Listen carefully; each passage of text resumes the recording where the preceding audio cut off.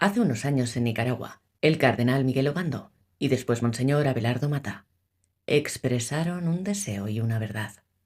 La Iglesia Católica siempre ve pasar el cadáver de sus enemigos. Esto fue dirigido contra el régimen sandinista de Daniel Ortega, dictador que en 2 años ha expulsado a cerca de 400 sacerdotes católicos del país y que recientemente ha decretado la expulsión de todas las monjas del país a partir del 31 de diciembre. El régimen ha disuelto sistemáticamente las organizaciones, sin fines de lucro, afiliadas a la Iglesia, cortando así de hecho el marco legal de las monjas para operar dentro del país. Según se informa, el Estado ha confiscado propiedades vinculadas a estas congregaciones. En la actualidad, principalmente en España, hemos visto cómo se multiplican las parejas en las que ambos miembros están dentro del gobierno, como parte de una élite que pretende perpetuarse en el poder, y que nos recuerdan a la pareja formada por Jezabel y Acab. Teníamos a Jezabel Montero y a Pablo el Chepas, que curiosamente era de esos que hacían pintadas en las que escribían Acab, All cops are bastards, traducido como todos los policías son bastardos. Tenemos a la presunta presidenta y a Pedro Sánchez, a los ministros Bolaños y Fátima Báñez, a Dolores Delgado y al juez Garzón, etcétera, etcétera. Pero a nivel mundial, de todos ellos, la pareja en la que el parecido es mayor es la de Daniel Ortega y Rosario Murillo. La Iglesia Católica tenía una viña en Nicaragua. Habló Ortega a la Iglesia proponiéndole: dame tu viña para tenerla como huerto, y yo te daré a cambio otra viña mejor, o si prefieres, te pagaré su precio en plata. La Iglesia respondió a Ortega: que el Señor me libre de darte la heredad de mis padres. El dictador quedó triste. Entonces se acercó Ortega a su mujer Rosario y ella le preguntó: ¿qué pasa que estás abatido y te niegas a comer pan? Porque la Iglesia no quiere entregarme su viña. Le replicó su esposa Rosario: ahora tú tienes el poder sobre Nicaragua. Levántate, come pan y alegra tu corazón. Yo te entregaré la viña de la Iglesia Católica. Ella escribió cartas en nombre de Ortega, las selló con su sello y las envió a los jueces y a los políticos del partido. En las cartas escribió lo siguiente: proclamad revueltas y llevad a la Iglesia ante la justicia.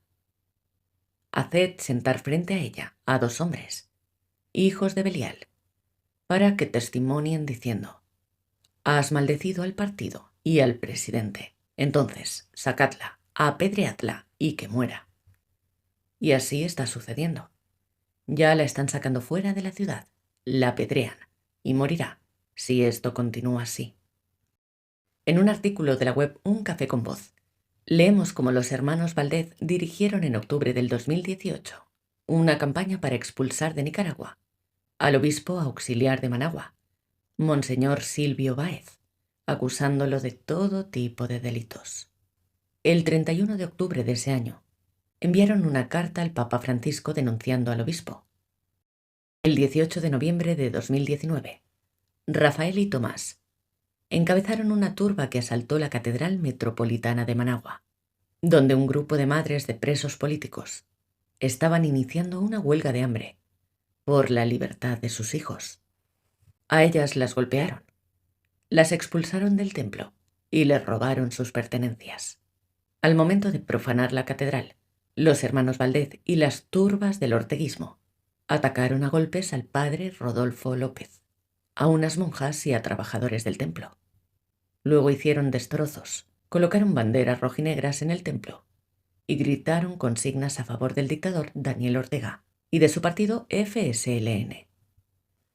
Al leer en Infobae que en estos momentos Daniel Ortega ya expulsó al 25% de los curas de Nicaragua y que muchas iglesias se han quedado sin párrocos, no podemos dejar de pensar en un pasaje de las Sagradas Escrituras en el que se habla de cómo Jezabel, que era quien mandaba realmente en el reino de Acab, conspiró para expropiarle a Nabot unos terrenos.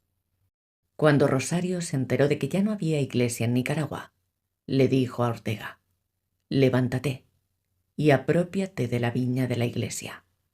Al oír Ortega que había muerto la iglesia, se levantó para bajar su viña y apropiarse de ella. Hablemos de Jezabel. A la par que crecía el odio por los religiosos por parte de Rosario Murillo, se incrementaba su obsesión por el esoterismo. Son muchos los que se han hecho eco de esta particular inclinación de la vicepresidenta nicaragüense. En el gobierno de Nicaragua se está utilizando el esoterismo, la brujería y los árboles de la vida como símbolo del poder mágico. Toda esta profusión de anillos, collares y pulseras de lápiz lazuli, turquesa y otras gemas con que se reviste esta señora de pies a cabeza son sus amuletos contra la mala suerte y garantía para alcanzar sus sueños. Lleva hasta 5 sortijas en cada dedo, o el antebrazo forrado por un brazalete de plata grabada con la mano de Fátima y otras pulseras utilizadas en santería. A mediados de 2021, el sacerdote mexicano Héctor Ramírez, ex capellán en Fátima, identificó a Murillo como la segunda bruja más importante del mundo. En 2023, el sacerdote Marcos Somarriba, párroco de la iglesia de Santa Ágata de Miami, Estados Unidos, comparó en una homilía a la copresidenta Rosario Murillo con la bruja Jezabel diciendo: cuando Jezabel se casó con Acab, ella lo influenció para que se alejara de Dios y adorara a la figura de Baal. Pero hermanos cristianos del mundo, no se preocupen, porque ya sabemos cómo acabó la historia.